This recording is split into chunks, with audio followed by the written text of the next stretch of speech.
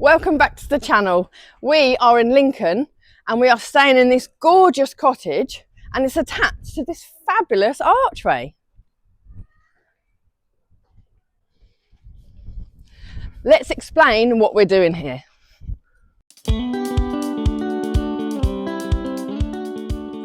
So we've got some friends who are called Paul and Carol. Now they love to travel and they've got their own YouTube channel called Paul and Carol Love to Travel. And they organised a group cruise way back in May. This was on board the gorgeous Sky Princess. It was whilst we were on this cruise that we made friends with 3 other couples. And because we're from completely different walks of life, we call ourselves the Misfits.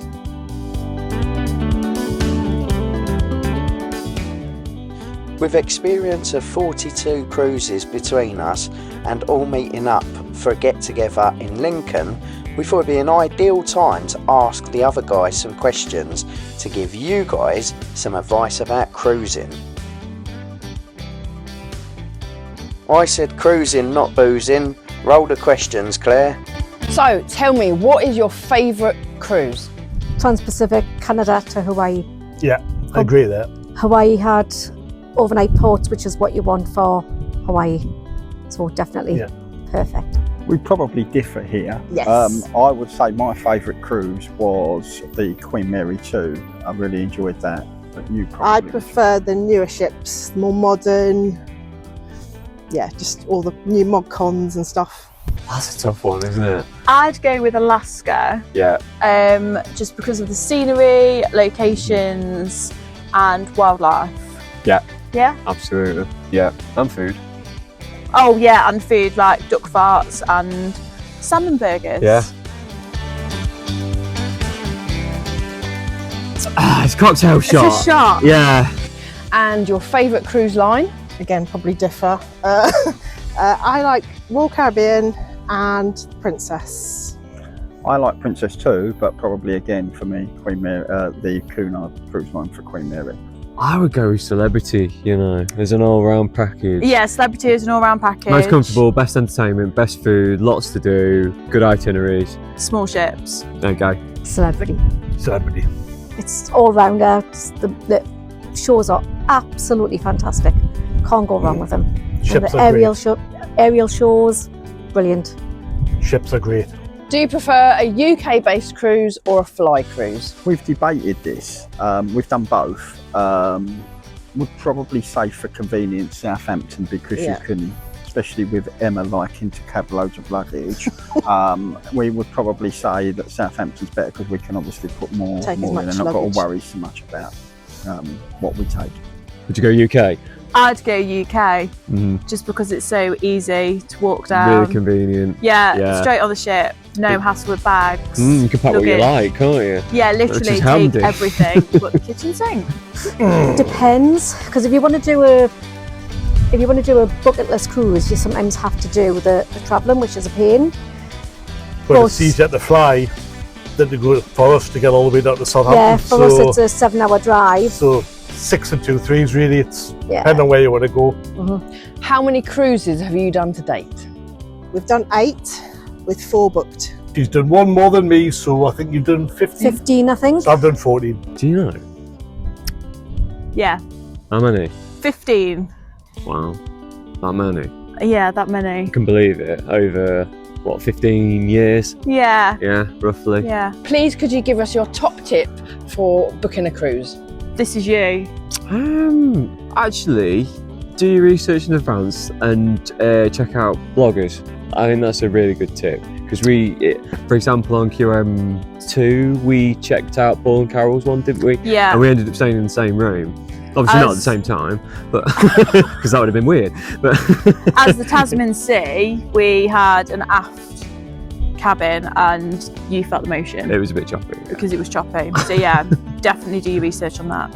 For me, I tend to do the guaranteed cabin, and then if it's like Celebrity or Royal Caribbean, I'll try and do a bid up later on.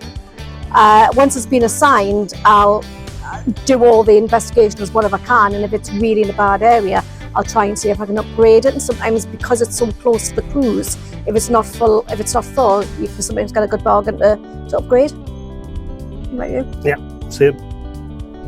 Do your research. Always research what you're looking to do. There's so many different outlets now. So you've got YouTube that's got loads of different cabins on it. Also do a recce of the floor plan to make sure that it's what you want and where you want to be. So plenty of research before you book. And your top tip for grabbing a bargain? I'd say book as last minute as you can and be flexible with your dates.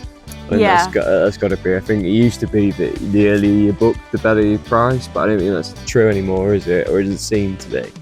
No, and just be flexible with your itineraries. Smaller the ships, the better, I would go with. Yeah. Book it as early as you can. Definitely, especially when you budget and you've got so much income per month. It's the only way you can do it. You can't, if you haven't got the flexibility of going, right, I want to go there and I want to go there and put it on a credit card. Some people don't have that, like us. We've got a budget and make sure every month money goes towards for cruises. But then again, you can easily get a last minute one as well. So it's 6 and 2 3s again. You might go either way. I'd say book early, but I think that's changing. I don't know. Yeah, we've always found booking early tends to be better for us.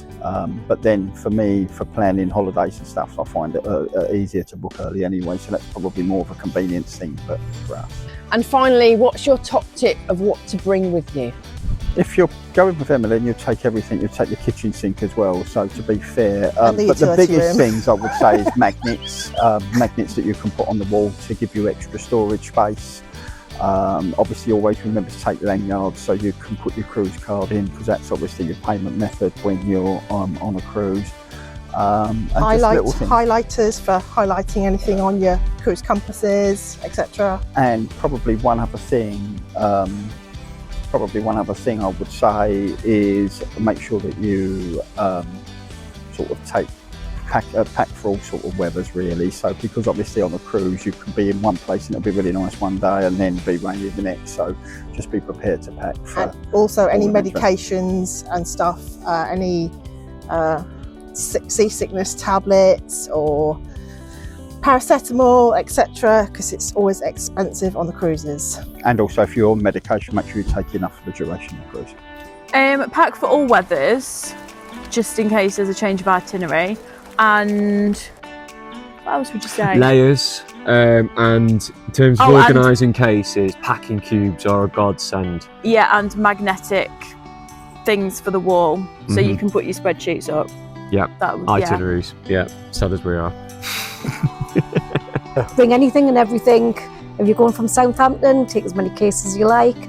Fly cruise, it's half and half. Me and Scott always pack half and half to make sure if anything goes wrong, we'll have some clothes in my hand luggage, and we always keep the medication in my hand luggage, and we always take extra medication as well, just in case there's any delays or anything And like take that. a copy of prescription as well, because sometimes it can be dodgy if you're in a foreign country about giving you prescription drugs. But if you've got your prescription there, you can show them Yeah, exactly what you need. and take screenshots or a screenshot or photo hooja thingies to have a picture on your phone of your passes. We'll always have anti-theft lanyards for our phones, because you've got a habit of leaving them in taxis when you try to get things out your bag. So as soon as we go on holiday, that's it, it's around our neck, the phones are on the neck and it goes in our pocket. So if we do accidentally take it out and put it on our knees, it's not going to fall out on the floor or anything like that when you stand up, because you're worried that you've missed something. So as soon as we go on holiday, that's it. And Apple eye tags as well. Air tags. Air tags for your suitcases, Yeah. or the equivalent, Yeah. whichever.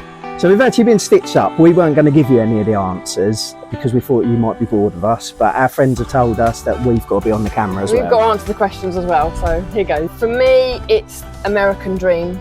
It was our honeymoon and we went to New York, Charleston, Bahamas, Yeah. and it was just amazing. It was my first glimpse of America, and I really, really enjoyed it. And New York just blew me away. So we have been back since, but New York was amazing. So that was definitely And it my just goes to show how good it must have been, because we both caught COVID.